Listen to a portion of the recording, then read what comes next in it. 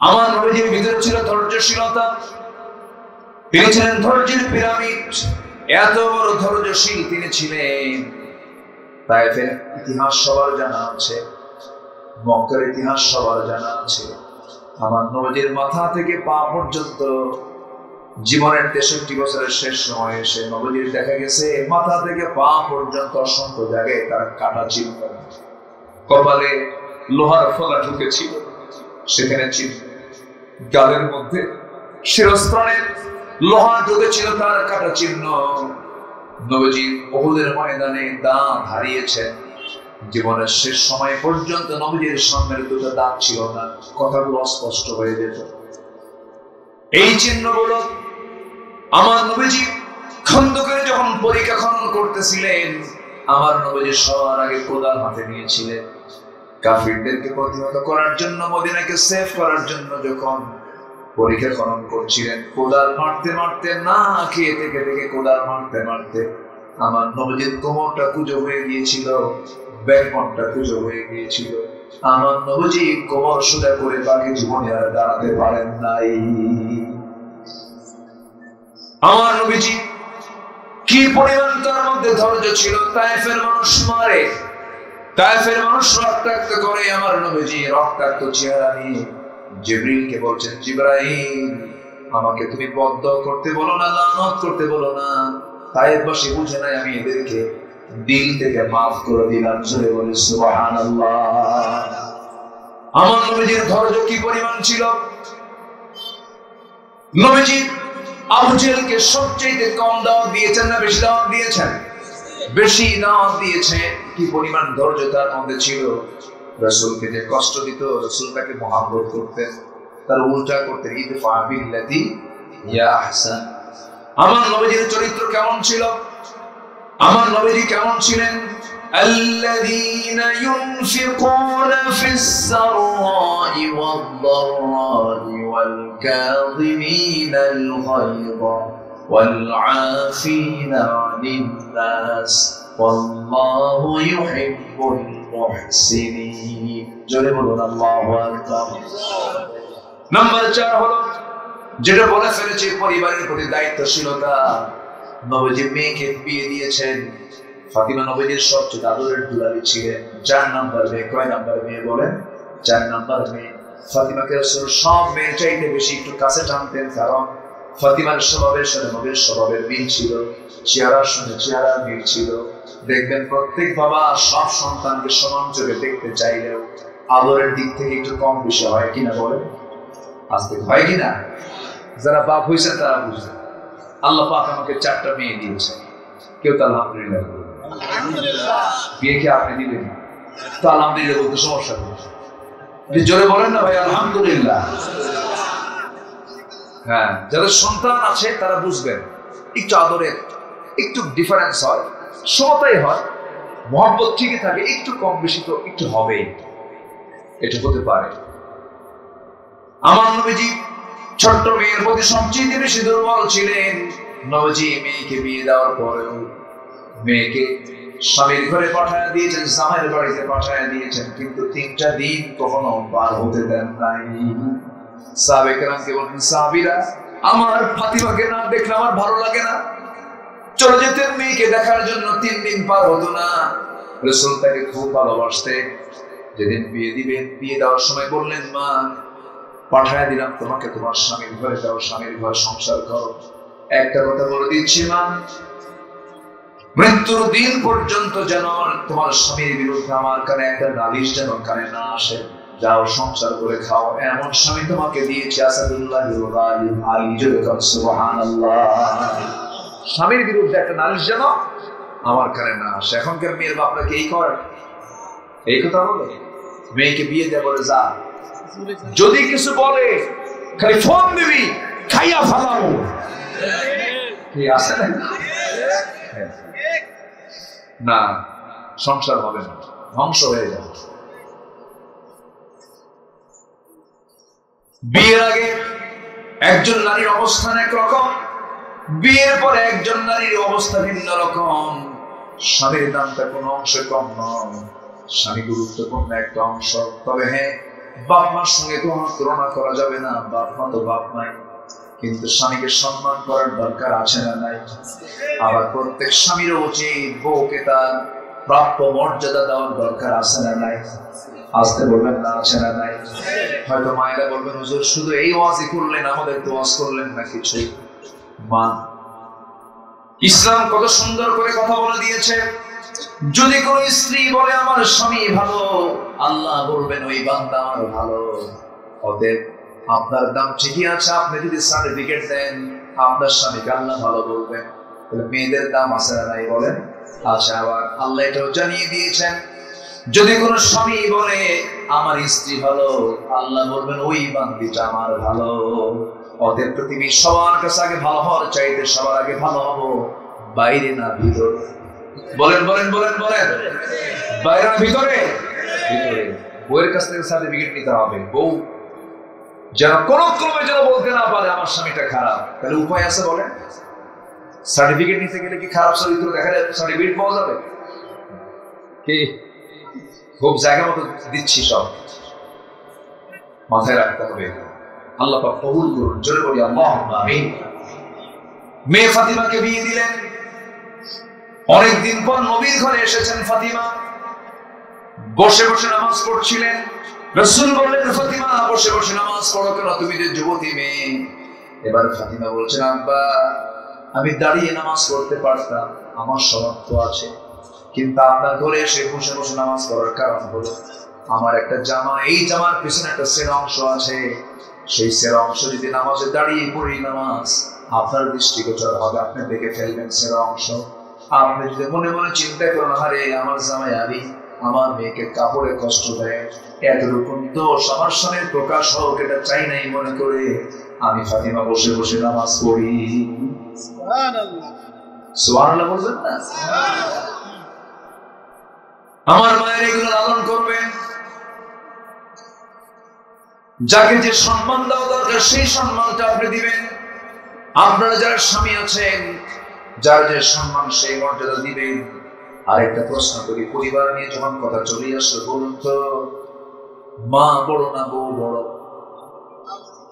অনেকে চিন্তা করেন কিচ্ছু কম না, ভালো করে কোন মা বড় না বউ বড়? আবার বলো, মা বড় না বউ বড়? মাহফিলে মা বড়, বাড়িতে বউ বড়। কি হ্যাঁ, ঠিক আছে না?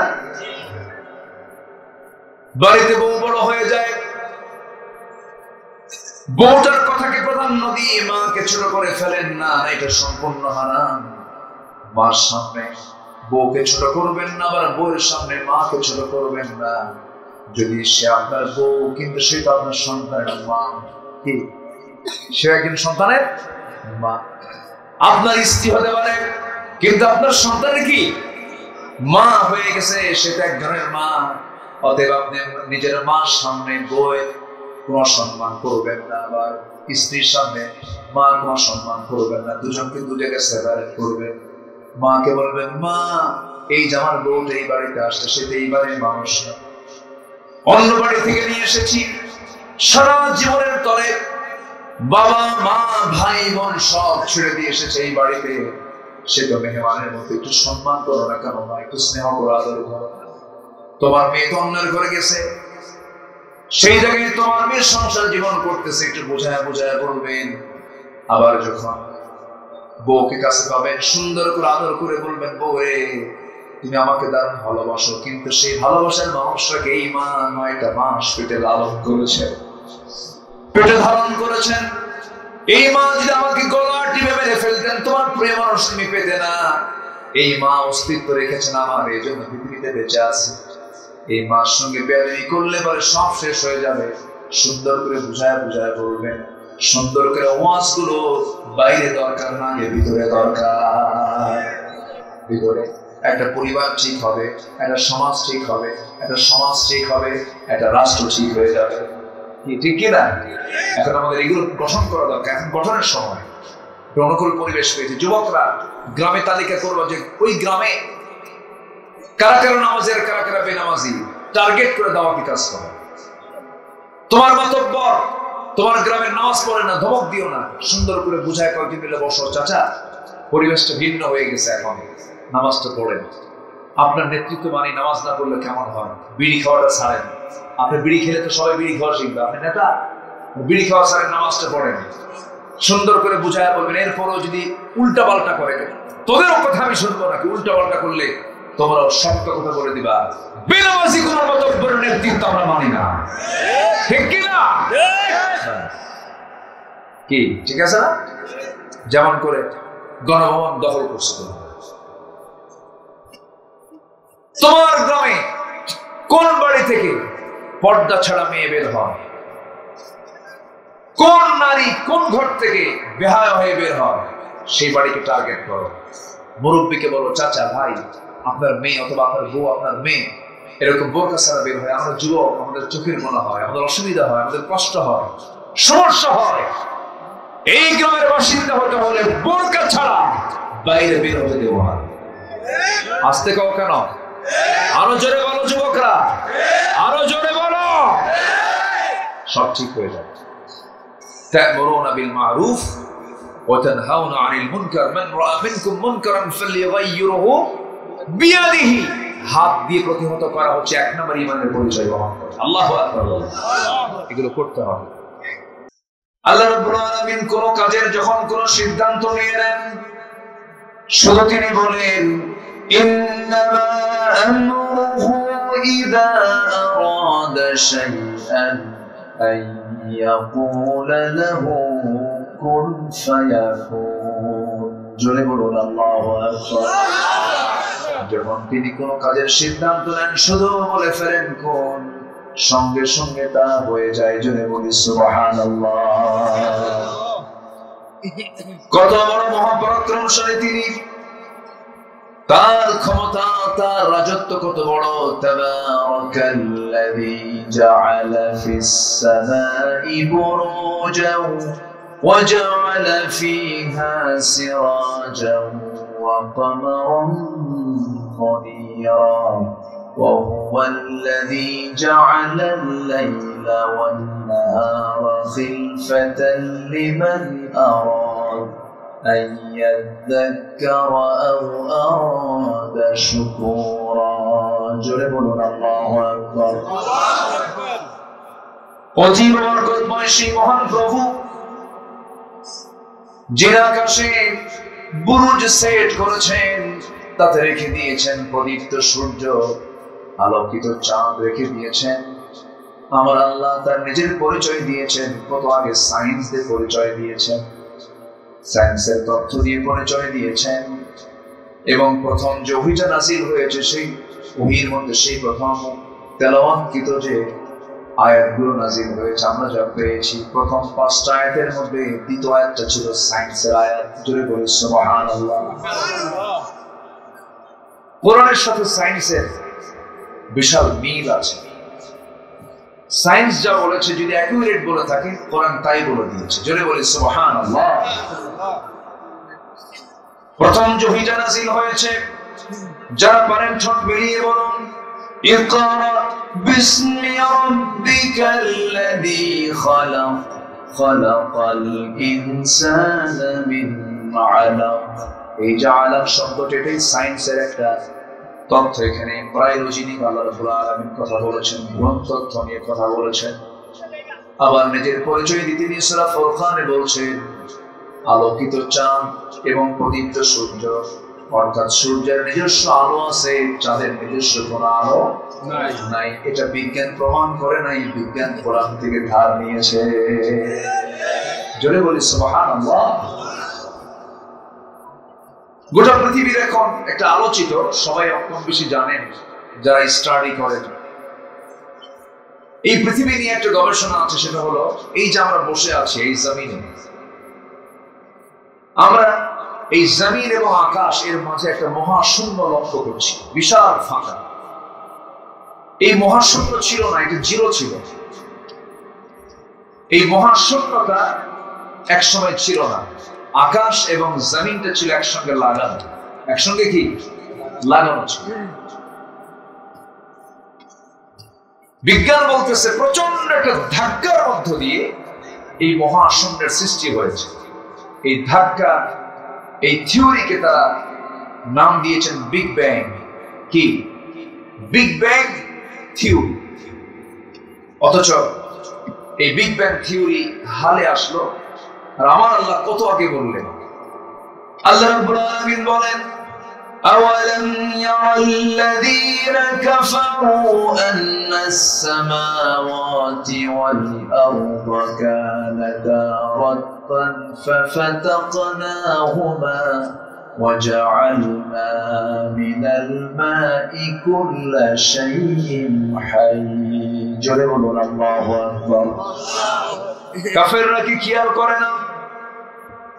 আল্লাহ রাব্বুল আলামিন এই আসমান এবং জমিন এর মাঝে বিশাল এই মহাশূন্যতা সৃষ্টি করেছেন প্রচন্ড ধাক্কার মধ্য দিয়ে। কিসের মধ্য দিয়ে? ধাক্কার মধ্য দিয়ে। তাহলে বলুন, বিজ্ঞান যা প্রমাণ করতে চেয়েছে, বিজ্ঞান প্রমাণ করেছে না কোরআন থেকে ধার নিয়েছে? কোরআন থেকে ধার নিয়েছে। সকল জ্ঞানের মূল উৎস হলো কোরআন। আপনি কি চান এটা দিয়ে? এটা দিয়ে আপনি ব্যক্তি চালাবেন, নিজের জীবন হবে, পরিবার হবে, সমাজ হবে, রাষ্ট্র হবে, গবেষণা হবে, চিকিৎসক চিকিৎসা নেবে পাবে, সাহিত্যিক সাহিত্য নেবে পাবে, লেখক লেখা নেবে পাবে, রাজনীতিবিদ রাজনীতি নেবে পাবে, রাষ্ট্রপতি রাষ্ট্রের পদ্ধতি নেবে পাবে, আইনজীবী আইন নেবে পাবে, ব্যবসায়ী ব্যবসা নেবে পাবে। কি চান আপনি? সব কিছু এর মধ্যে আছে না নাই? কিন্তু কোরআনটাকে কিছু কিছু মুসলমান তারা অচল করে রাখতে চায়। তারা চায় কোরআন শুধু নামাজে থাকুক, কোরআন শুধু মসজিদ মাদ্রাসায় থাকুক, কোরআনকে কোনো ক্রমেই ক্যান্টনমেন্টে ঢুকতে দেওয়া যাবে না, সচিবালয়ে ঢুকতে দেওয়া যাবে না। এই ধ্বজাধরী চেতনার কিছু মুসলিম নামে কিছু মুনাফিক আমার দেশে আছে না নাই? আসতে বলবেন না আছে না নাই? আমার স্পষ্ট ভাষায় জানিয়ে দিতে চাই, দেশ স্বাধীনতার 53 বছর অতিক্রম হয়েছে। কেউ দেশ চালিয়েছেন 25 বছর, কেউ 16 বছর, কেউ 9 বছর, কেয়ারটেকার গভর্নমেন্টরা কয়েক বছর। সব দেখাই তো দেখলাম, সবার পরিচয় মুসলমান থাকলেও তারা ইসলাম দিয়ে রাষ্ট্র চালান নাই। কোন সরকার নামাজি সরকার ছিল না, নামাজের আইন তারা পাশ করেন নাই। সব দেখা শেষ। আগামী দেশ দেখতে চাই আমরা, কোরআনের দেশ, ইসলামের দেশ। রাজি আছেন কারা কারা? হাত উঁচু করে দেখার মুসলমান।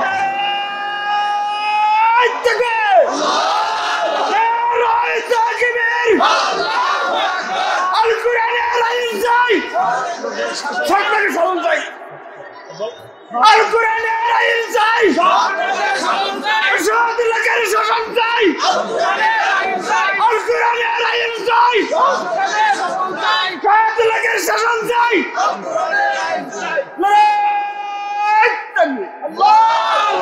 আল্লাহ কবুল করুন, জোরে বলে আমিন, আরো জোরে আমিন।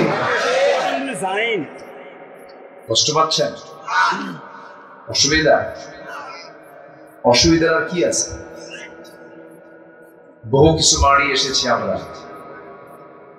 এই 16 বছর জেলখানায় সাধারণ মানুষ বেশি ছিল না, আলেম ওলামা বেশি ছিল? দেশকে আলেমরা চালাইছে না। দেশের টাকাগুলো পাচার করলো কার আর জেল খাটলো কার? দুই একটা যেতে পারে নাই, দুই একটা এখন ভিতরেই আছে, আছে না? বছর 2 আগে আমার নামেও তালিকা করেছিল এক বেয়াদব বিচারপতি শামসুদ্দিন, কি জানো? কালা বলার দরকার, আল্লাহ কালো বানায় দিছে। শামসুদ্দিন মানে এই নরাধম বেয়াদব, এর মুখে আমি কোনোদিন হাসি দেখি নাই, জানেন? হাসেও না, যারা হাসেও না কান্দেও না, এদের বউরা মনে মনে এটা মরবে, তুমি মরলি তো বাস। একটু হাসি থাকা উচিত, একটু খুনছুটি করা উচিত, চিত্তের বিনোদন করা উচিত। আমার নবজির পেটে খাবার ছিল না, কিন্তু মুখের হাসি ফুরাতো না। সুবহানাল্লাহ বলবেন না? নবজির চেহারা দেখলে ক্ষুধা বন্ধ হয়ে যেত, ক্ষুধা নিবারণ হয়ে যেত। তে মানিক করলো কি, আমাদের নামে একটা তালিকা করলো, 116 জন আলেমের তালিকা করে বললো যে এটা এরা রাষ্ট্রদ্রোহী। 2 বছরও পার হয়নি, সিলেট দিয়ে সে ত্রিপুরা হয়ে, গুয়াহাটি হয়ে অথবা আগরতলা হয়ে সে দিল্লি যেতে চেয়েছিল, কিন্তু সিলেটবাসী তাকে মোস্ট ওয়েলকাম করেছে, খুব সুন্দর আপ্যায়ন করেছে, অনেক সুন্দর সম্মান তাকে করেছে। কোর্টে নেওয়ার পথে বিসি আউট করে দিয়েছে। জানেন না আপনারা জানেন না? যখনই কোনো গোষ্ঠী জুলুমের মাত্রা বাড়িয়ে দিয়েছে, আল্লাহ তাদেরকে জাতির সামনে উলঙ্গ করে ছেড়ে দিয়েছেন। ইতিহাস। ফেরাউনকে খতম করেছেন কে? নমরুদকে খতম করেছেন কে? সে আল্লাহ আছেন না নাই? মাঝখানে তো ভুলিয়ে গেছিলেন। কিছু কিছু লোক পায় না মরা পর্যন্ত উপায় নেই। হ্যাঁ, না মরা পর্যন্ত উপায় নেই, কিন্তু উপায় আছে না নাই? কে বের করে দিয়েছে? যুবকরা, তোমাদের উপর আমাদের অনেক একটা আস্থা আছে, তোমরা সচেতন, তোমরা অনেক কিছু করতে পারবে সামনে, কিন্তু খুব মোস্ট রিকোয়েস্ট, একদম অনুনয় বিনয় করে বলছি, কোন চরিত্রের দিকে যাবা না, শুধু একটা চরিত্র লালন করবা। উসওয়ায়ে হাসানা জনাবে মুহাম্মদুর রাসূলুল্লাহ সাল্লাল্লাহু আলাইহি ওয়াসাল্লাম নবীজির আদর্শকে লালন করবে। তোমাকে পৃথিবীর কোন শক্তি নেই পরাজিত করতে পারে। তুমি কি জানো তোমার উন্নত চরিত্র এটা এমন একটা অস্ত্র, এই চরিত্রকে, এই অস্ত্রকে কেউ হারাতে পারে না। আদর্শের পতন কেউ ঘটাতে পারে না, যদি সেটা সঠিক আদর্শ হয়ে থাকে। সম্মানিত ভাইয়া, তাহলে আদর্শ খোঁজার জন্য আমরা খুঁজবো একজন ব্যক্তিকে, তিনি কে? মুহাম্মদুর রাসূলুল্লাহ মুহাম্মদুর রাসূলুল্লাহ সাল্লাল্লাহু আলাইহি ওয়াসাল্লাম। সে আদর্শকে আমরা লালন করব, এক জায়গায় না সব জায়গায়? সব জায়গায়। আমার বন্ধুগণ, সূরাতুল আহজাবে 21 নম্বর আয়াতে আল্লাহ রাব্বুল আলামিন তার ব্যাপারে বলে দিচ্ছেন, লাকাদ কানা লাকুম ফি রাসূলিল্লাহি উসওয়াতুন হাসানাহ লিমান কানা ইয়ারজুল্লাহা ওয়াল ইয়াওমাল আখির ওয়া যাকারাল্লাহা কাসীরা। জোরে বলুন আল্লাহু আকবার। তোমাদের জন্য উত্তম আদর্শের বাস্তব নমুনা কেউ নন, তোমাদের জন্য উত্তম আদর্শের বাস্তব নমুনা একজন ব্যক্তি, তিনি হচ্ছেন জনাবে মুহাম্মদুর রাসূলুল্লাহ সাল্লাল্লাহু আলাইহি ওয়াসাল্লাম। আমার নবীর দাম সকল নবীর চাইতে কম না বেশি? এসেছেন পরে, কিন্তু দামটা বেশি। আমি কি শেষ করে দেব না? এই যে 2-1 করে একটু ওঠেন রে। হ্যাঁ, আমার আসার কথা ছিল হলো 3টায়। আমি ভাইজানকে বলেছিলাম আমি 3টায় আসবো ইনশাআল্লাহ, কিন্তু আল্লাহ পাক আমাকে 3টার আগেই পৌঁছে দিয়েছে। আরো আগে আসতে পারতাম, কিন্তু রাস্তার যে হাল, কিন্তু মালাকুল মউতের দিকে ঢোকা পড়ছিল। মাঝে মাঝে ড্রাইভারকে বললাম, ড্রাইভার আমার চাকা আছে না নাই? কঠিন অবস্থা। যাই হোক, এরপরেও আসতে পেরেছি। এই চাঁদ মাখা মুখ, সেই আসবো 18 সালে, সে আশা হলো আমার 24 সালে। আমি যে কত আনন্দ পাচ্ছি জানেন? আমি তৃপ্তির জায়গাটা আমার এতটাই মানে আমাকে আনন্দ দিচ্ছে, আসতে পারি নাই, সেই জায়গায় আসতে পারলাম। এই তৃপ্তি কি কম না বেশি বলেন তো? অনেক বেশি। সম্মানিত ভাইরা, আমার নবীজি জীবনে অনুকরণীয় কিছু আদর্শ আমি আজকে উপস্থাপন করতে চাচ্ছি। মোটামুটি যদি তার জীবন থেকে যদি আমরা 15টা আদর্শ যদি লালন করি কোরআনের দৃষ্টিতে, আশা করা যায় এই আদর্শ লালন করলে এই দুনিয়ার সকল অপশক্তি তার কাছে পরাজিত হতে বাধ্য। এবং আল্লাহ তাআলা তার জন্য 8টা জান্নাতের দরজাই খুলে দিবেন আখিরাতে। শুনবেন? আগ্রহ আছে? বারবার কেন বলছি জানেন? আমিও ক্লান্ত মনে হচ্ছে। 3টা তো মানুষের শরীর না, সবাইকে কষ্ট দিচ্ছি আমরা।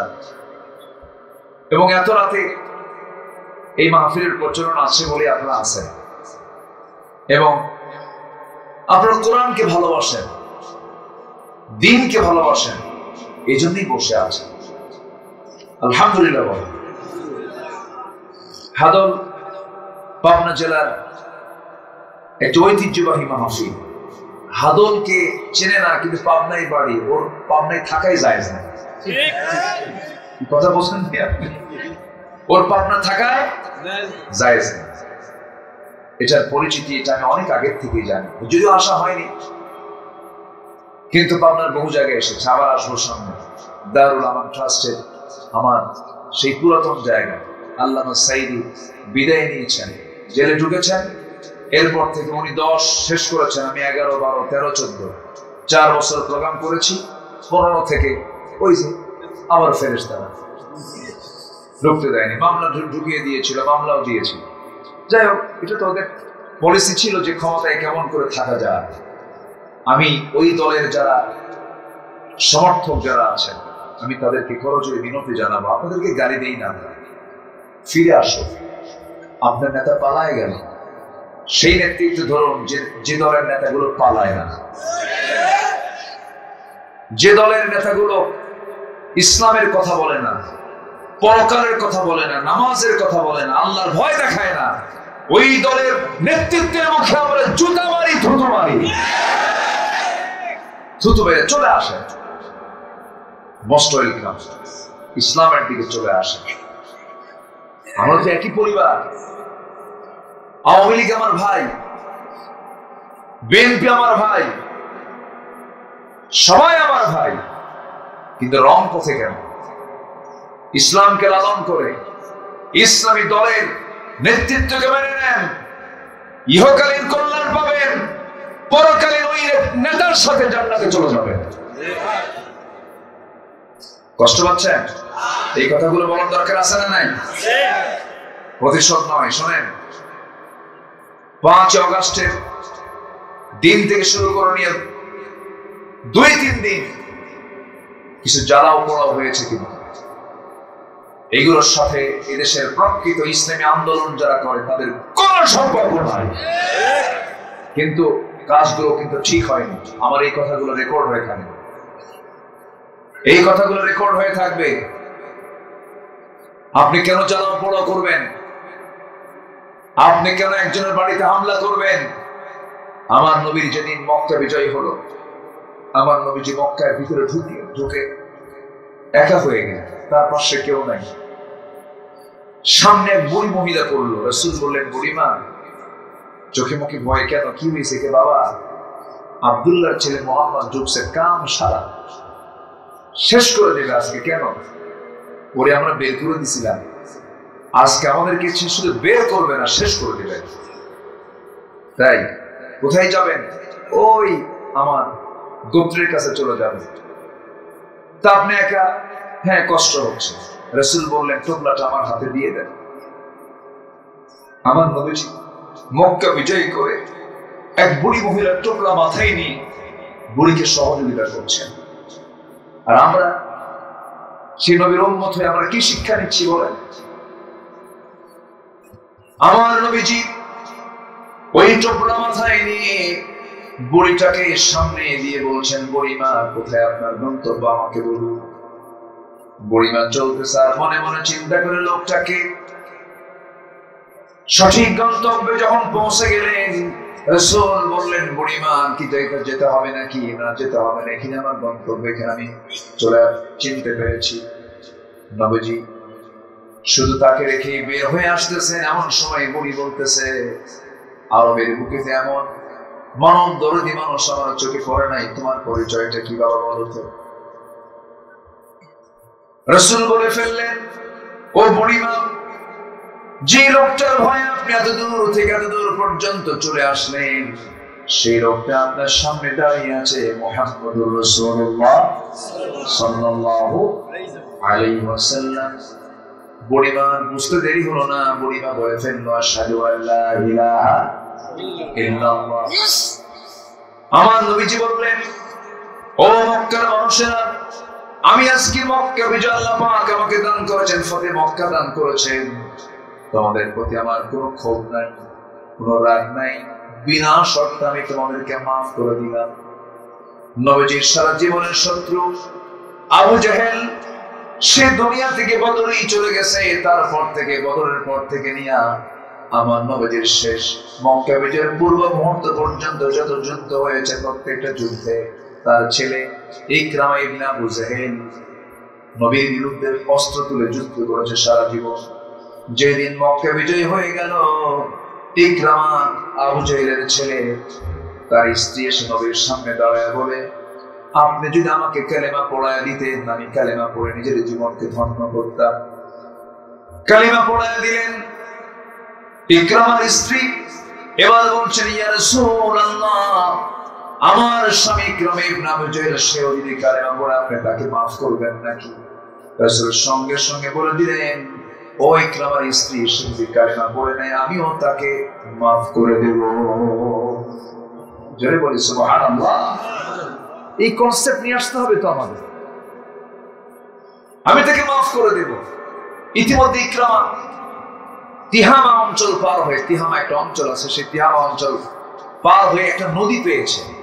সে নদীর নৌকায় চড়বে। মাঝিকে বলল, মাঝি আমাকে পার করে দেবে, আমি ওপারে যাব, কত টাকা নিবা? নৌকার মাঝি বলে, আমি টাকার বিনিময়ে নৌকা পার করবো না, তুমি যদি কালেমা পড়ো আমি তোমাকে পার করব।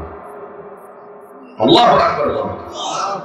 ইকরামা লজ্জা পেয়ে গেল, লজ্জা পেয়ে ভাবতেছি ইসলাম এত দূর পর্যন্ত চলে এসেছে। ইতিমধ্যে তার স্ত্রী স্বামীকে খুঁজে বের করলেন। স্বামীকে খুঁজে বের করে বলছেন, স্বামী আমার, নবীর কাছ থেকে আমি প্রতিশ্রুতি নিয়েছি, আপনি কালেমা পড়লে করে রাসূল আপনাকে মাফ করে দিবেন। ইকরামা রওনা দিয়েছেন। রাসূল সাহাবায়ে কেরামকে লক্ষ্য করে বলেন, সাহাবীরা, হয়তো ইকরামা কিছুক্ষণের মধ্যে আমার কাছে আসবে, কেউ কোনো কটু কথা বলবে না, কেউ কোনো বাজে কথা বলবে না। ইকরামা যখন নবীর সামনে চলে আসলেন, ইকরামাকে নবীজি বুকের মধ্যে জড়ায় ধরে পড়ায় দিলেন, আশহাদু আল্লা ইলাহা ইল্লাল্লাহু ওয়াহদাহু লা শারীকা লাহু ওয়া আশহাদু আন্না মুহাম্মাদান আবদুহু ওয়া রাসূলুহু। হেদায়েতের মালিক কে? আল্লাহ। আস্তে বলুন, হেদায়েতের মালিক কে? আল্লাহ। চিন্তা করেন, আবু জেহেলের ঘরে ইকরামা একজন সাহাবী, কিন্তু কি গোটা পৃথিবীর মানুষ একদিকে, একটা সাহাবীর মর্যাদা কম না বেশি? আস্তে, কম না বেশি? সেই লোকটা হলো আবু জেহেলের ছেলে। রাসূল মাফ করে দিয়েছে, রাসূল তাকে ক্ষমা করে দিয়েছেন। ভাইরা, যারা বিপদগামী ছিলেন, ভাগ বাটোয়ারা করেছেন, দলের দালালি করেছেন, নোংরামি করেছেন, চাঁদাবাজি করেছেন, আপনার নেতা আপনাকে ভুল পথে নিয়েছে, তওবা করে ফিরে আসুন, আল্লাহ পাক আপনাকে মাফ করে দিবেন। কি আল্লাহ মাফ করবেন না? মাফ করবেন কিনা বলেন? মাফ করবেন। সম্মানিত ভাইরা, আমার রাসূল যা শিখিয়েছেন আমার তাই তো শিখি। মানুষকে দাওয়াত দিতে হবে রাগ কইরা না, মহব্বতের সাথে? মহব্বতের সাথে। নবীজির অনুকরণীয় 15টা আদর্শ একটা একটা করে বলবো। নাম্বার 1, আমরা দাওয়াত দেব মানুষকে কার পথে? আল্লাহ রাসূল দাওয়াত দিয়েছে। আল্লাহ তাআলা তার রাসূলকে স্পেশালি এক বচন শব্দ প্রয়োগ করে বলেছেন, এখানে আলেম ওলামা আছেন, আমরের সিগা।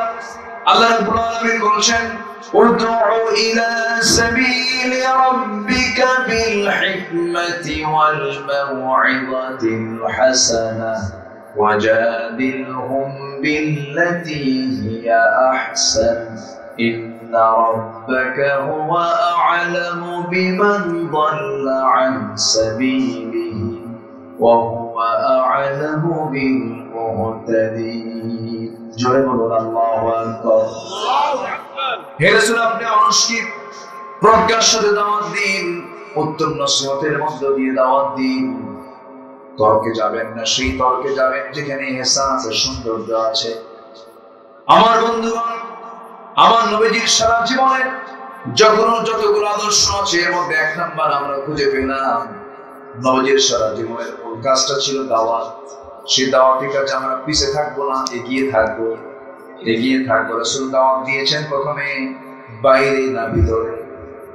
বলেন বলেন, আউটসাইড না ইনসাইড? ইনসাইড আগে দাওয়াত দিয়েছেন, ঘরের মধ্যে আগে দাওয়াত দিয়েছেন। ঘরকে আগে ঠিক করতে হবে। অনেক নামাজি আছেন, অনেক হাজি আছেন, নামাজ পড়েন, হজ করেছেন, কিন্তু বউ নামাজ পড়েন না। বউ ডিস্কো টাইপের, কি সাইডে? ডিস্কো সাইডে। পর্দা বুঝে না, থ্রি পিস পরে ঘুরে বেড়ায়, চুলটা খুলে ঘুরে বেড়ায়, এরকম বউ আছে না? আবার কিছু কিছু স্বামী আছে, বউটা যদি সুন্দর হয়, সুন্দর বউকে পর পুরুষকে দেখাতে খুব মজা পায়। আছে এরকম কিছু পুরুষ আছে? আসছে কোনো বন্ধু আসছে, বউটাকে বলে, এই সুইটি এদিকে আসো তো, একটু চা খাওয়াও তো। বউটাকে ডিসপ্লে করে, বউটাকে কি করে? ডিসপ্লে করে। আবার মাঝে মাঝে হোন্ডায় তোলে। কোথায় তোলে? হোন্ডায়। নরমাল কোন হোন্ডা না, R15 লেটেস্ট ভার্সন, যার প্যাসেঞ্জার সিট হলো 3 তলা আর ড্রাইভিং সিট হলো আন্ডারগ্রাউন্ড। দেখেন না কিছু কিছু ড্রাইভার কই দেখাই যায়, ড্রাইভার ওই ট্রাঙ্কির তলে থাকে। ড্রাইভার কিসের তলে থাকে? কি যে রুচি, রুচিরও তো একটা বিষয় আছে। ট্যাঙ্কির তলে থাকে, ও দেখা যায়, কিন্তু বউটা আছে হলো একদম 3 তলা। বউটাকে বলে সাজো, যেমন খুশি সাজছে, মাথার চুল ছেড়ে দিয়া, লাল লিপস্টিক দিয়া, টকটকে লাল শাড়ি গায়ে লাগায়, অর্ধলগ্ন হয়ে পিছনের হোন্ডার পিছন সিটে উঠলো। স্বামী তো আন্ডারগ্রাউন্ডে আছে। হোন্ডার মেকারকে বলল, যে হোন্ডার আওয়াজে তো জাতি আমারে দেখবে না, তুই পাইপ খুলে ফেল। পাইপ আছে না, পাইপ যেদিক দিয়ে ধোঁয়া বের হয়, সিলিন্ডার, হ্যাঁ, খুলে ফেল। খুলে ফেলছে। এখন হোন্ডার এখন হয়ে গেছে হেলিকপ্টার। দিল একখান টান, ডেমরা টু ফরিদপুর, ঠিক আছে না? বাগাবাড়ি টু ফরিদপুর, এক টানে রাস্তার ডানে বামে যা আছে সব দেখে নিল, নিয়ে যাচ্ছি আমার। কি কথা বোঝেন নাই? নিয়ে যাচ্ছি আমার। দেখো, সন্ধ্যার আগ দিয়ে নদীর কিনারে বউটাকে বললো যে, বউ এখানে একটু বসো তো। বসায় দিল। 16 Pro Max আইফোন, একটা মোবাইল দিয়ে একদম লেটেস্ট ভার্সন, ছবি একখান তুলে এটাকে ফিল্টারিং করে সুন্দর করে ফেসবুকে আপলোড করে টাইটেল লিখলো, প্রিয় ভাইরা আসুন আমার বউটাকে সবাই মিলে জামাতের সাথে দেখি। জোরে বলুন নাউযুবিল্লাহ, জোরে বলুন নাউযুবিল্লাহ। এরকম দুশ্চরিত্র কিছু যুবক লম্পট আছে না নাই? আসতে বলবেন না, আছে না নাই? বাড়িতে দাওয়াত দেন, লজ্জা শরম থাকা দরকার। তো নিজের বউ আপনি মানুষকে দেখান, এটা কেমন কথা? নিজের বউকে দেখানো যাবে না। নিজের স্ত্রী নিজের জন্য, তার সকল সৌন্দর্য আপনার জন্য জায়েজ। বউটাকে সুন্দর করে বুঝাবেন, আপনি নিজে 5 ওয়াক্ত নামাজ পড়বেন। বউ যদি নামাজ না পড়ে সুন্দর করে বুঝায় বলবেন, বউ আমার, দুনিয়াতে আমার যৌবন তোমার মাঝে দিয়েছি, তোমার যৌবন আমার মাঝে তুমি দিয়েছো। হুন্না লিবাসুল লাকুম ওয়া আনতুম লিবাসুল লাহুন্না। কিন্তু আমরা শুধু দুনিয়াতেই সম্পর্ক রাখতে চাই না, আমাদের এই সম্পর্ক জান্নাত পর্যন্ত বাড়াতে চাই। আসো নামাজ পড়ে তাহাজ্জুদের সময় হয়ে গেছে, তুমি পিছনে দাঁড়াও, আমি সামনে দাঁড়াই। কোন স্বামী স্ত্রী যদি তাহাজ্জুদ নামাজ যদি রেগুলার নিয়মিত পড়তে পারে, আল্লাহর কসম করে বলি ওই পরিবারেই হাসান বসরি, রাবিয়া বসরির জন্ম হবে। পরিবারের ভিত্তিটা একটা মজবুত ভিত্তি, কিন্তু আজকে পরিবারগুলো ধ্বংস হয়ে যাচ্ছে। ইসলাম নাই। বউ যদি নামাজ না পড়ে কি করবেন বলেন? বলেন, জবাব দেন, কি করবে? একজনকে মারবে, একটু মার্ডার কেস দেখেছি। যে কইছে মারবো হয়তো বিয়ে করে না। বউকে মারা এত সস্তা? এতই সস্তা ভাবছেন বউকে মারা? বলেন তো, স্বামী বড় না বউ বড়? চেয়ারম্যান বড় না চেয়ারম্যানের বউ বড়? হ্যাঁ হ্যাঁ, বউ মারাত্মক পথ, এটা বিশাল বড় কষ্ট। কিন্তু আপনি যত বড় হুজুর হন না কেন, বউয়ের কাছে হুজুরগিরি খাটে না। তুমি কত বড় হুজুর আমার জানা আছে? থর তোমার কথা, বসো। এক ধমক মেরে বসে দেবে প্রিন্সিপাল সাহেব। না, আমি একটু মজা করে বলি, আমারটাও কবে আপনারটাও কবে। আল্লাহ তাআলা মেয়েদের এই জাতীয় নেচার দিয়েছেন। আল্লাহ তাআলা তাদের জ্ঞানের পরিমাণটা বেশি দিয়েছেন না কমায় দিয়েছেন? দ্বীনের নোকসান, ইলমের নোকসান। দ্বীনের স্বল্পতাও দিয়েছেন, জ্ঞানেরও স্বল্পতা দিয়েছেন। এই জন্য ধমক খেয়ে চুপ থাকতে হয়। ওমরে ফারুকের মতো মানুষ, যার নাম শুনলে রোম পারস্য থরথর করে কাঁপে, বিশাল পাওয়ারফুল, সেই ওমরে ফারুকের কাছে এক লোক বিচার চাইতে আসছে, তার বউ নিয়ে গন্ডগোল। তো ওই লোকটা এসে দেখে ওমরের সঙ্গে তার বউয়ের গন্ডগোল। এই চিত্র দেখে ভাবতেছে আর কি বিচার চাবো, যাই চলে যাচ্ছে। ওমরে ফারুক বলে, এই তুমি আসলে কেন, যাও কেন, কিছুই তো কম। আসলাম যে সমস্যা নিয়ে আসে, দেখুন সেই সমস্যা আপনার ঘরের মধ্যে ঢুকছে। আমার বউয়ের সঙ্গে আমার গন্ডগোল, এসে দেখে আপনার সাথে আপনারটা গন্ডগোল। সাইয়েদনা ওমর ফারুক মুস্কি হাসি মেরে বললেন, ওমরের নাম শুনলে দেখো না বাতিল শক্তি কেমনে থরথর করে কাঁপে। যে ওমরকে দেখলে তারা ভয় পায়, আর সেই ওমরের সামনে ওমরের স্ত্রী এত কিছু বললো, ওমর কিছু বলেছে না, তুমিও কিছু বললো না। ঠিক আছে না?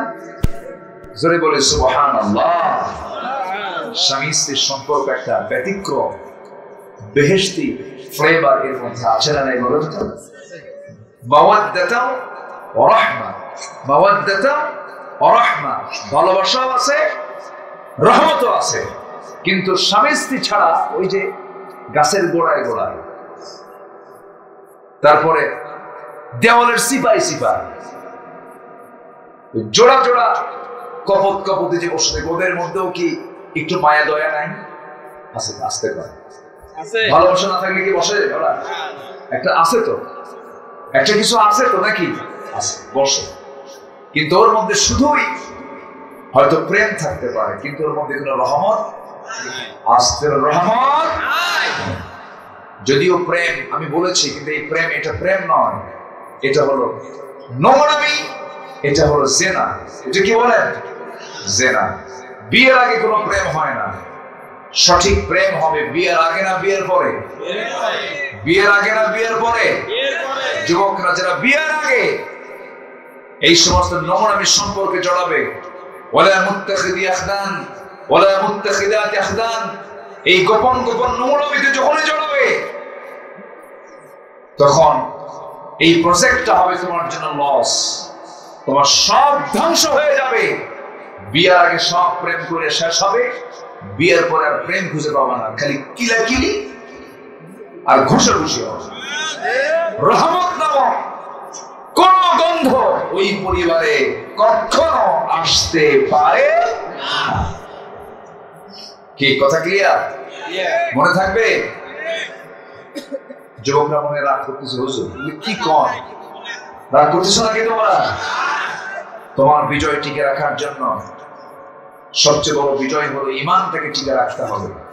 ঈমান ধ্বংস করার জন্য শয়তানের কিছু ফাঁদ আছে। এর মধ্যে একটা ফাঁদ হলো তোমাকে চরিত্রহীন করে তুলবে, তোমার সামনে নারী দিয়ে দেবে, অশ্লীলতা বাড়ায় দেবে, তোমাকে এই সময় খুব যত্ন সহকারে তোমার ঈমানটাকে রাখতে হবে।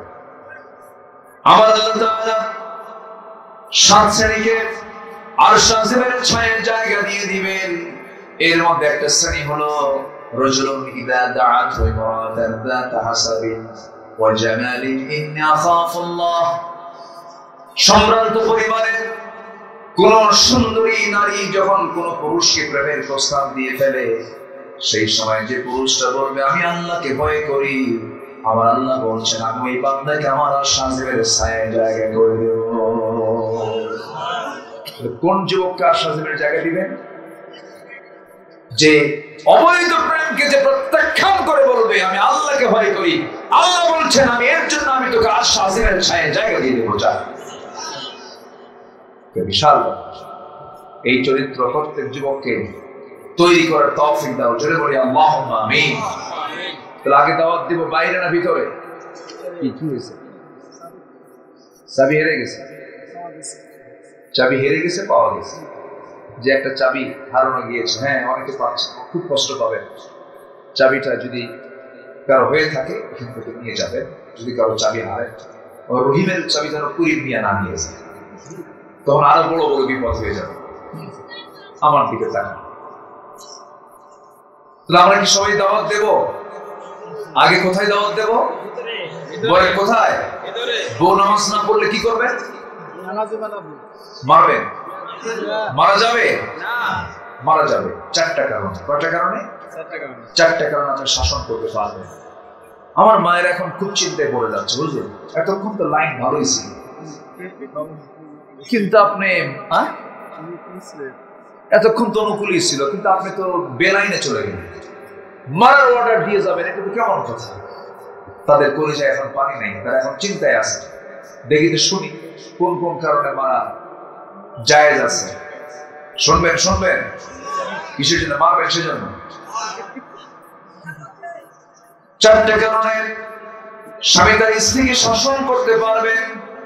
যদি কোন স্ত্রী দাওয়াত দেওয়ার পরও যদি নামাজ না পড়ে, রমজান মাসে রোজা না রাখে, স্বামীর যদি আনুগত্য না করে, বৈধ আনুগত্য না করে, ফেরাউন মার্কা স্বামী কিন্তু কথা মানা যাবে না। আমার মা, আপনার স্বামী যদি ফেরাউন মার্কা হয়, তার আনুগত্য আপনি করতে পারবেন না।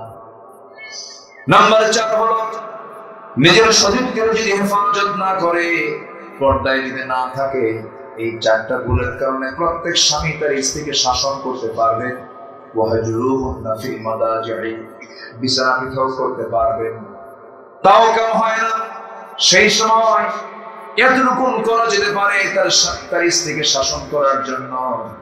পকেটে রাখা 9 ইঞ্চি মিসওয়াক দিয়ে তাকে আঘাত করতে পারবেন, তবে কোন ক্রমেই মুখে, নাকে, কপালে, মুখের কোনো কোথাও আঘাত করা যাবে না, বুকে আঘাত করা যাবে না।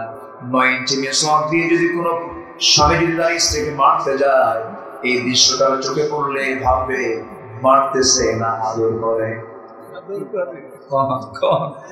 চান্সে ছিলেন, কোন সুযোগ নাই। আমার মাদের করে যে এখন পানি চলে আসছে, হুজুর আপনি খুব ভালো, আপনি মুখে মারবেন? অসম্ভব। বিশাল মানে পানিশমেন্ট আছে আপনার জন্য। স্ত্রীকে কোন ক্রমেই মুখে মারা যাবে না, বুকে মারা যাবে না। মৃদু যদি আপনি আঘাত করতেও চান, তাও 9 ইঞ্চি মিসওয়াক লাগবে। এটা কি মারা না আদর করা? আদর। চাচা জানে কি কইল? ও আরো হাসবি। হ্যাঁ, হাসাই তো দরকার। স্বামী স্ত্রীর মধ্যে রাগারাগি দরকার না, হাসাহাসি দরকার। হাসাহাসি দরকার। বুড়ি বুড়াকে কি ভালোবাসে, আল্লাহ! বুড়া বুড়িকে কি ভালোবাসে। বুড়ি চলে গেছে মেয়ের বাড়িতে, বুড়ার রাতে ঘুম হয় না। বুড়া ধমক মেরে বলে তুই কই, তাড়াতাড়ি আয়। বলেন তো দেহের কোন চাহিদায়, বলেন দেহের কোন চাহিদাই রাখে? হৃদয়ের চান, ভালোবাসা, মুহাব্বত। এটা কে দেন? কে দেন? কে দেন? আল্লাহ দেন। বুড়ি বললে বুড়ার ঘুম শেষ হয় না, কি বল, বুড়ার কান্না শেষ হয় না। বুড়ি যখন মরে যায়, বুড়া পাগলের মতো কান্নাকাটি করে। কবরের পাশে গিয়ে চোখের পানি ফেলে ফেলে কাঁদে। মরিচ পাকলে পরে ঝাল কমে না বাড়ে, ঝাল বেড়ে যায়। স্বামী স্ত্রী যত বয়স বাড়তে থাকে আল্লাহ পাক তাদের মাঝে মহব্বত আরো বাড়ায় বাড়ায় দেয়। যুবকরা বৈধ সম্পর্কের দিকে যাবি, নিজের স্ত্রীকে নিজের পরিবারকে আগে দাওয়াত দেবে, নিজের বোনকে কখনো বোরকা ছাড়া বের হতে দেবে না, পর্দার মধ্যে রাখবে। তোমার পরিবারটা জান্নাতের পরিবার বানাবে। কোরআন তেলাওয়াতের প্রচলন করবে। প্রত্যেকটা দিন সকালবেলা প্রত্যেকের মুখ থেকে বের হবে আলহামদুলিল্লাহি রাব্বিল আলামিন। বলুন আলহামদুলিল্লাহি রাব্বিল আলামিন আর রহমানির রহিম মালিকি ইয়াউমিদ্দিন। প্রত্যেকটা সদস্য যদি ফজর পরে যদি কোরআন পড়তে পারে, আল্লাহর কসম করে বলি ওই বাড়িতে শয়তান কখনো ওয়াসওয়াসা দেওয়ার সাহস পায় না। জোরে বলি সুবহানাল্লাহ। শয়তান তাড়ানোর ঔষধ কি বলেন? বলেন বলেন বলেন। কোরআন তেলাওয়াত করা। যে ঘরে কোরআন তেলাওয়াত চলবে সেই ঘরে কোনো প্রকার শয়তান আসর করতে পারে না। এই যে দুষ্ট জিনগুলো ডিস্টার্ব করে, দুষ্ট জিনগুলো প্রবলেম করে, মূল কারণ হলো এই ট্রিটমেন্টটা বাড়ি থেকে সব বন্ধ হয়ে গেছে। দাদির যুগের সময় দাদিরা ঘুম থেকে উঠেই তারা নামাজ পড়তেন, কোরআন তেলাওয়াত করতেন। গ্রামের মধ্যে ঢুকলে করে গুন গুন গুন গুন করে আওয়াজটা শোনা যেত। আমি কি ভুল বলছি? গ্রামের মধ্যে ঢুকতাম, ছোট্টবেলায় দেখেছি আমার দাদিকে কোরআন পড়তেন, ফজর করে চৌকি বানায় রাখতেন। এখন তো চৌকিও নাই, জল চৌকি, লম্বা সাইজের জল চৌকিতে আমার নিজের দাদিকে দেখেছি। তাসবিহ থাকতো, কোরআন থাকতো, ওজিফা থাকতো। প্রায় 1 ঘন্টা 1.5 ঘন্টা ধরে দাদি কোরআন তেলাওয়াত করতেন, ওজিফা গুলো করতেন। আজকে ভাবির মধ্যে পার্সেলে ডাবল পাওয়া যায়, ভাবিদের মধ্যে পাওয়া যায়, পাওয়া যায়। আমি একদিন দাদিকে বললাম, দাদি তোমার কি আল্লাহর নামগুলো মুখস্থ আছে নাকি? সেই সময় দাদির বয়স 75 থেকে 80 বছর। দাদিকে হারিয়েছি, মারা গেছেন বহু আগে। বললাম, দাদি তুমি যদি আল্লাহর নামগুলো মুখস্থ করো অনেক সওয়াব। ওয়ালিল্লাহিল আসমাউল হুসনা ফাদউ বিহা। আল্লাহর নাম ধরে তোমরা ডাকো, সবগুলো সুন্দর সুন্দর নাম ধরে ডাকো। আমি দাদিকে বললাম, দাদি সব নামগুলো মুখস্থ করো, যদি সব নাম ধরে ডাকো আল্লাহ বলবেন বান্দা এমন কোন নাম নাই যে নাম যতই ধরিস নাই, সব নাম ধরে যখন ডাকলি যা আমি তোর সমস্ত গুনাহগুলো মাফ করে দিলাম। আল্লাহর 99টা নাম মুখস্থ করা কিন্তু সহজ নয়। ওই বুড়ি মানুষ যেদিন দাদিকে বলেছি সেই দিন থেকে মুখস্থ করা শুরু করেছেন।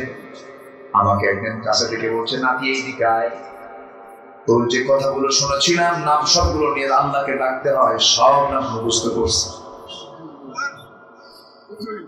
দাদির পরিবারের রহমত ছিল, দাদির সময় বরকত ছিল, গোলা ভরা ধান ছিল, পুকুর ভরা মাছ ছিল, দাদা দাদির মহব্বত ছিল, বাবার প্রতি সম্মান ছিল, সব ছিল। কিন্তু আজকে সেই মহব্বত গুলো সব বিদায় হয়ে গেছে। মূল কারণ হলো আমরা আজকে কি ছেড়ে দিয়েছি? পরিবারে বলেন, কোরআনটা ছেড়ে দিয়েছে। কোরআনটা সুন্দর করে পড়বো সবাই, জোরে বলি ইনশাআল্লাহ, আরো জোরে বলি ইনশাআল্লাহ। অনেক লম্বা লম্বা কথা, সময় তো আস্তে আস্তে চলে যাচ্ছে। এবার আসেন, নাম্বার 2 রাসূল ছিলেন ভীরু না সাহসী? ভীরু না সাহসী? সাহসী ছিলেন। তিনি কি পরিমাণ সাহসী ছিলেন? বদর তার প্রমাণ, উহুদ তার প্রমাণ, খন্দক তার প্রমাণ, হিজরতের রাত তার প্রমাণ, জাবালে সূর তার প্রমাণ। কতগুলো সময় তিনি পাড়ি দিয়েছেন, কোন একটা কাজে তিনি চুল পরিমাণ কখনো ভয় পান নাই। অনড় ছিলেন, সাহসের পিরামিড ছিলেন। রাসূল যে রাতে ঘর থেকে বের হলেন হিজরতের জন্য, সম্পূর্ণ একাকী, নাঙ্গা তরবারি নিয়ে সামনে দাঁড়ায় আছে, একটা বারের জন্য ভয় পান নাই। কারণ ইমানদারের মূল সাহস হলো কে? ইমানদারের মূল সাহস কে? আল্লাহ তাআলা। আমার বন্ধুগণ, যখন কোন বান্দা আল্লাহর প্রতি পূর্ণ ভরসা রাখবে, পৃথিবীর কোন ভয় তাকে পরাজিত করতে পারবে না। আল্লাহ রাব্বুল আলামিন বলেন وَمَن يَتَوَكَّلْ عَلَى اللَّهِ فَهُوَ حَسْبُهُ, যে ব্যক্তি আল্লাহর উপরে ভরসা রাখবে, যে ব্যক্তি আল্লাহর উপরে তাওয়াক্কুল করবে, ওই বান্দার জন্য যথেষ্ট হয়ে যান তিনি আমার কে। আল্লাহ যথেষ্ট হয়ে যান। এজন্য মুতাওয়াক্কিল, যে আল্লাহর প্রতি যে তাওয়াক্কুল করে, ওই লোকের দিলের মধ্যে চুল পরিমাণ কোনো ভয় আসতেই পারে না, কারণ আল্লাহ ছাড়া কাউকে ভয় করা তো জায়েজই নাই, ঠিক কি না? আমরা সাহসী হব, জোরে বলি ইনশাআল্লাহ। ফাসদা বিমা তু'মার ওয়া আ'রিদ আনিল মুশরিকিন। হে রাসূল, আপনি প্রকাশ্যে শোনায় দেন, কোনো পরোয়া করবেন না, মুশরিকদেরকে আপনি এড়িয়ে চলুন, কোনো সমস্যা নাই, আমি আল্লাহ আপনাকে সাহায্য করব। জোরে বলি আল্লাহু আকবার। আচ্ছা, বদরে মুসলমানদের সৈন্য সংখ্যা বেশি ছিল না কম ছিল? শুধু কম না, অনেক কম। কোন সমতা ছিল? বলেন, কোন সমতা ছিল? একদম অসম যুদ্ধ ছিল। সে অসম যুদ্ধে মুসলমানদের বিজয় হয়েছে অস্ত্র দিয়া, সংখ্যা দিয়া, না ঈমান দিয়া? বলেন বলেন বলেন, কি দিয়া? আর ঈমান যার থাকে তার মধ্যে কি ভয় থাকে না সাহস থাকে? ঠিক আছে। কিছু কিছু লোক উঠতেছেন, আমি মানাও করবো না, যান, কারণ কষ্ট হতে পারে, অনেক রাত হয়েছে, আমি মানা করবো না, তাই না? এখন মানা করা জায়েজও নাই, কষ্ট হচ্ছে, সবার অনেক কষ্ট হচ্ছে। তো আমাকে একটু সময় দিবেন না আপনারা? আর একটু সময় দিবেন না? একটু পয়েন্টগুলো শেষ করে ফেলি। একটা আলোচনার হক আছে তো, এখানে অনেক ক্যামেরা আসছে, আপনি শুনছেন ধরুন লক্ষ মানুষ, কিন্তু এই ক্যামেরাগুলো শোনায় দেবে কোটি কোটি মানুষকে। জি, একটু আমাকে সময় দেন। নাম্বার 2 হলো রাসূল ছিলেন সাহসী। নাম্বার 3 হলো আমার নবীজির ভিতরে ছিল ধৈর্যশীলতা। তিনি ছিলেন ধৈর্যের পিরামিড, এত বড় ধৈর্যশীল তিনি ছিলেন। তায়েফের ইতিহাস সবার জানা আছে, মক্কার ইতিহাস সবার জানা আছে। আমার নবীজির মাথা থেকে পা পর্যন্ত জীবনের 63 বছরের শেষ সময়ে এসে নবীজির দেখা গেছে মাথা থেকে পা পর্যন্ত অসংখ্য জায়গায় তার কাটা চিহ্ন, কপালে লোহার ফলা ঢুকেছিল, সেখানে চিহ্ন, গালের মধ্যে শিরস্ত্রাণে লোহা ঢুকেছিল, তার কাটা চিহ্ন। নবীজি উহুদের ময়দানে দাঁত হারিয়েছেন, জীবনের শেষ সময় পর্যন্ত নবীজির সামনের দুটো দাঁত ছিল না, কথাগুলো অস্পষ্ট হয়ে যেত। এই চিহ্নগুলো আমার নবীজি খন্দকের যখন পরীক্ষা খনন করতেছিলেন, আমার নবীজি সবার আগে কোদাল হাতে নিয়েছিলেন। কাফিরদেরকে প্রতিহত করার জন্য, মদিনাকে সেভ করার জন্য যখন পরীক্ষা খনন করছিলেন, কোদাল মারতে মারতে, না খেয়ে থেকে থেকে কোদাল মারতে মারতে আমার নবীজির কোমরটা কুঁজো হয়ে গিয়েছিল, ব্যাকবনটা কুঁজো হয়ে গিয়েছিল। আমার নবীজি কোমর সোজা করে বাকি জীবনে আর দাঁড়াতে পারেন নাই।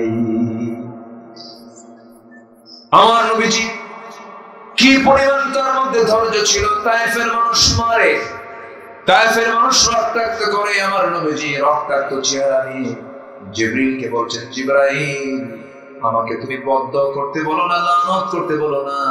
তায়েফবাসী বুঝে নাই আমি এদেরকে দিল থেকে মাফ করে দিলাম। জোরে বলি সুবহানাল্লাহ। আমার নবীজির ধৈর্য কি পরিমাণ ছিল। নবীজি আবু জেহেলকে সবচেয়ে কম দাওয়াত দিয়েছেন না বেশি দাওয়াত দিয়েছেন? বেশি দাওয়াত দিয়েছেন। কি পরিমাণ ধৈর্য তার মধ্যে ছিল।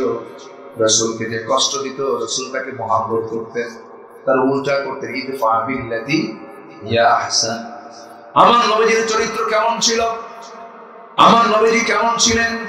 আল্লাযীনা ইউনফিকুনা ফিস সাররাই ওয়াদ দাররাই ওয়াল কাযিমিনাল গায়যা ওয়াল আফিনা আনিন নাস ওয়াল্লাহু ইউহিব্বুল মুহসিনিন। জোরে বলুন আল্লাহু আকবার।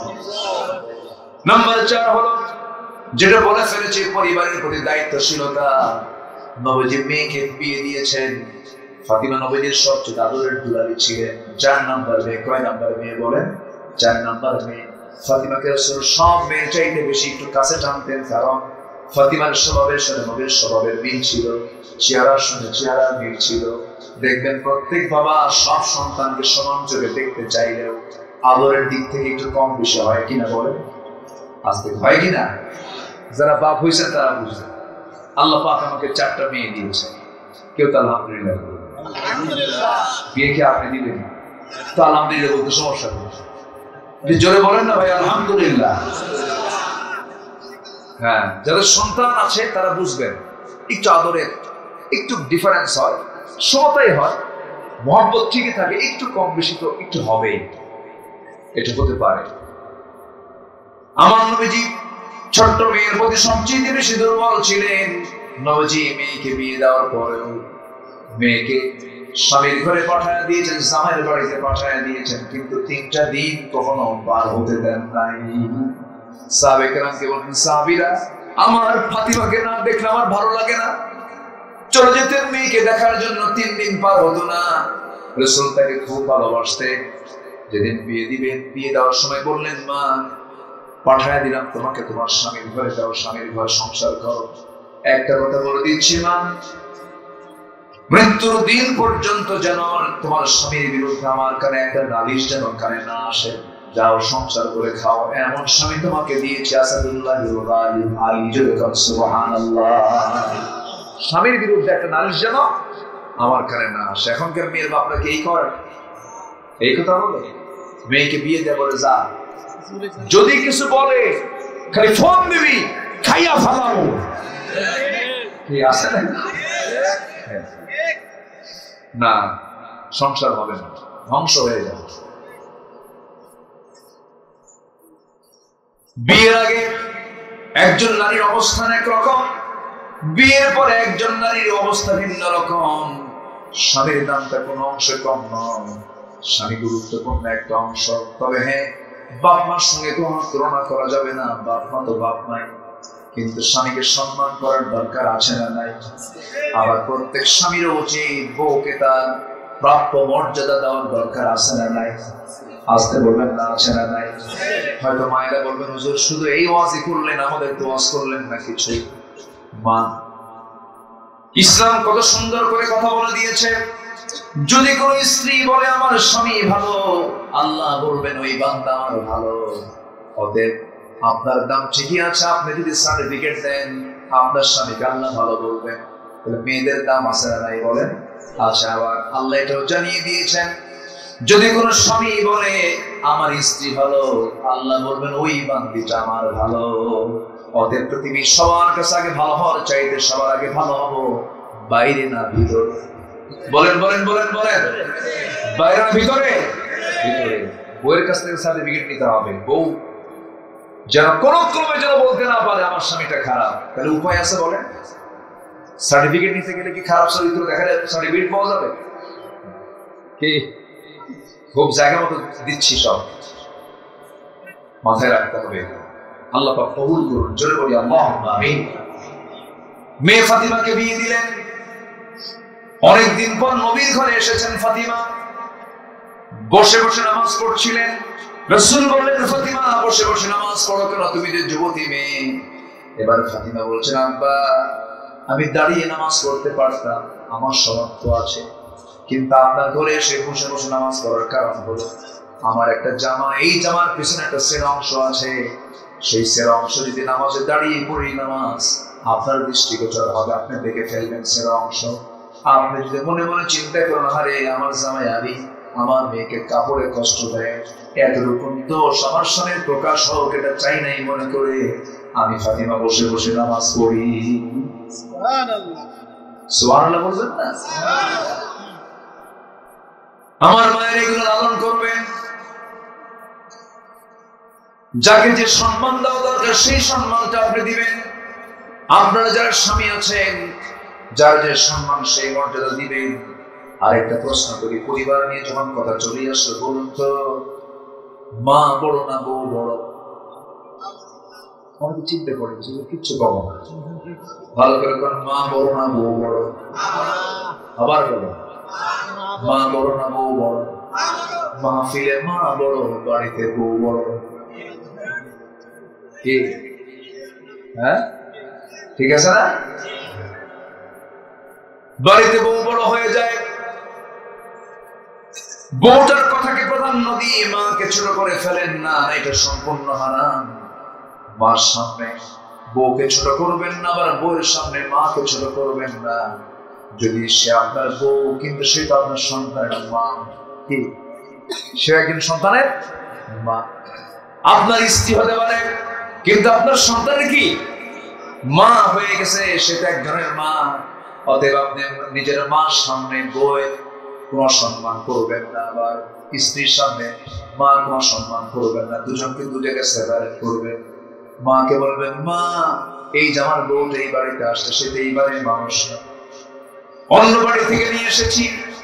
সারা জীবনের তরে বাবা মা ভাই বোন সব ছেড়ে দিয়ে এসেছে এই বাড়িতে, সে তো মেহমানের মতো, একটু সম্মান করো না কেন মা, একটু স্নেহ করো, আদর করো।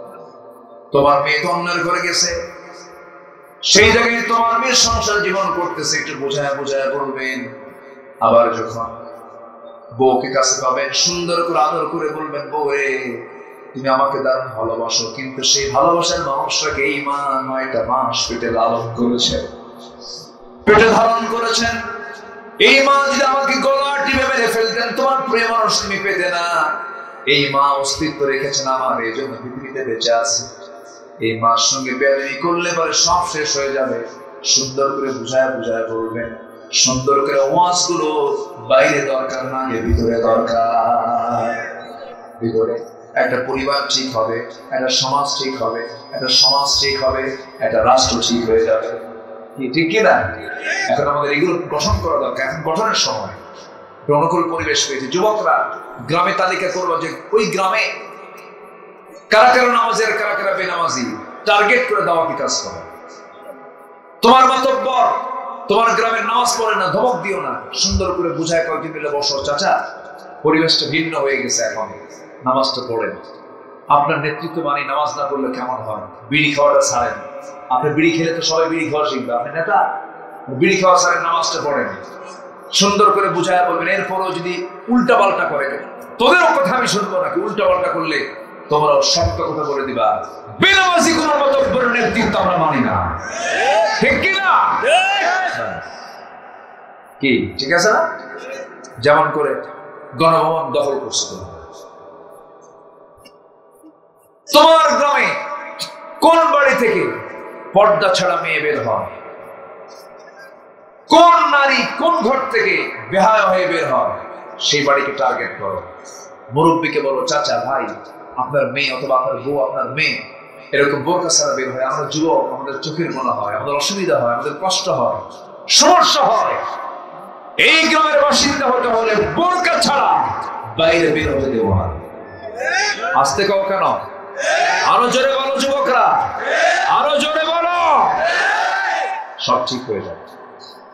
তা'মুরুনা বিল মা'রুফ ওয়া তানহাউনা 'আনিল মুনকার, মান রা'a মিনকুম মুনকারান ফালইয়ুগাইয়িরহু বিয়াদিহি। হাত দিয়ে প্রতিহত করা হচ্ছে 1 নম্বর ঈমানের পরিচয় বহন করে। আল্লাহু আকবার। এগুলো করতে হবে। নাম্বার 5 হলো আমানতদারিতা। আমরা আমানতদারিতায় 16 আনা ঠিক থাকবো। যারা আমানত ঠিক আছে তার ঈমানটা ঠিক আছে, বলি আলহামদুলিল্লাহ।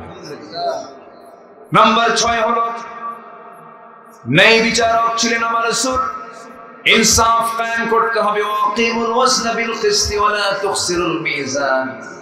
নাম্বার 7 হলো ইতিমের হক, নিকটাত্মীয় প্রতিবেশীর হক আমরা আদায় করব। আ'বুদুল্লাহ ওয়া লা তুশরিকু বিহি শাইআন ওয়া বিল ওয়ালিদাইনি ইহসানান ওয়া বিল কুরবা ওয়াল ইয়াতামা ওয়াল মাসাকিন। জোরে বলি আল্লাহু আকবার।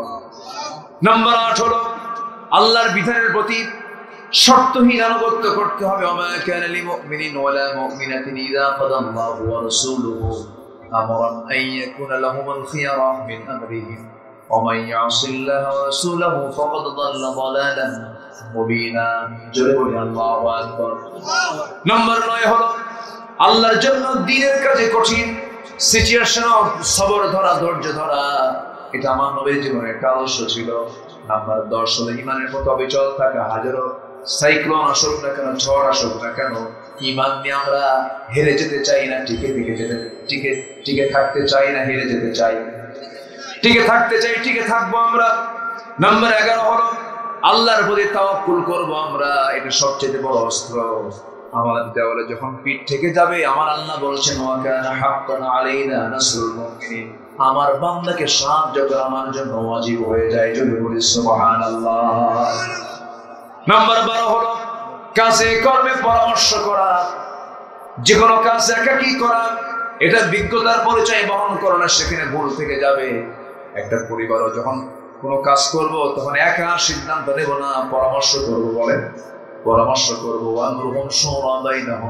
আল্লাহ পাক পরামর্শ নামে একটা সূরা নাযিল করেছে। নাম্বার 13 হলো বিনয়ী হয়ে যাব আমরা। রাসূল বিনয়ী ছিলেন এবং ক্ষমাশীল হব আমরা। জোরে বলি ইনশাআল্লাহ। নাম্বার 14 হলো কুফরের প্রতি আমরা কঠোর হব। আশিদ্দাউ আলাল কুফফার রুহামাউ বাইনাহুম, কাফিরদের ব্যাপারে রাসূল খুব কঠোর ছিলেন। রুহামাউ বাইনাহুম। নাম্বার সর্বশেষ 15 হলো পরস্পর যে মুমিনগুলো আমরা আছি, এদের প্রতি আমরা পরস্পর রহমদিল হব। যে মুমিন আরেকটা মুমিনের আয়না হতে পারবে, এই আদর্শ যখন কোন জাতির মধ্যে ঢুকে যাবে, সেই মুসলিম জাতিকে কখনো কেউ পরাজিত করতে পারবে না। আমাদের সমাজে আজকে হিংসা আছে না? বলেন, জমি কেনা একজন আর ঘুম হয় না আরেকজনের। আছে না গ্রামে? এরকম আছে না? জমি কিনছে 2 বিঘা, জমি কিনছে 2 বিঘা, রহিম মিয়া করিম মিয়ার ঘুম নাই। হাই রে হাই, কি কামটা করলো, খালি কপাল থাপড়ায় আর খালি আফসোস করে। আছে কিনা বলেন? আছে। এটা ঠিক না। পরস্পর মুমিনরা হবে কি রহমদিল। ভাই ওই লোকটার হয়েছে, তখন আপনি আল্লাহকে বলবেন, আল্লাহ আমার ওই লোকটার হয়েছে, ওই ভাইটার হয়েছে, তুমি আল্লাহ আমারও দাও। ওর চাকরি হয়েছে, আল্লাহ তুমি আমারও চাকরিটা দাও। আল্লাহ অমুকের ছেলের এই চাকরিটা হয়ে গেছে, ব্যবসা ভালো, আল্লাহ তুমি আমারও দিয়ে দাও। কিন্তু কপাল থাপড়ালে যা হওয়ার সম্ভাবনা ছিল তাও হবে না। অমিন শাররি হাসিদিন ইযা হাসাদ। আল্লাহ পাক এই সমস্ত আদর্শকে, এই সমস্ত চরিত্রকে আল্লাহ পাক আমাদের ভিতরে নিয়ে আসার তৌফিক দান করুন। জোরে বলি আল্লাহুম্মা আমিন। আমি আর আপনাদেরকে কষ্ট দিতে চাচ্ছি না। আমি অনেক দূর যাব, জি আমি অনেক দূর যাব।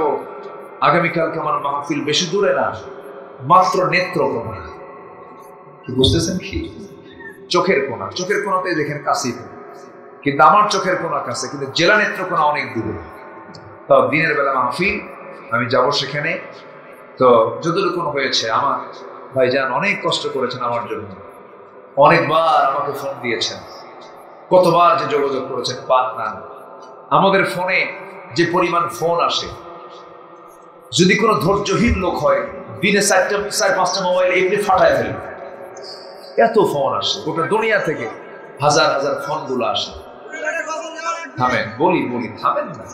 এটা কি পুরাতন লোক দেখতেছে এগুলো সব। আলহামদুলিল্লাহ। গজল শুনবেন? আগ্রহ আছে আপনাদের? আগ্রহ আছে? বলি আলহামদুলিল্লাহ।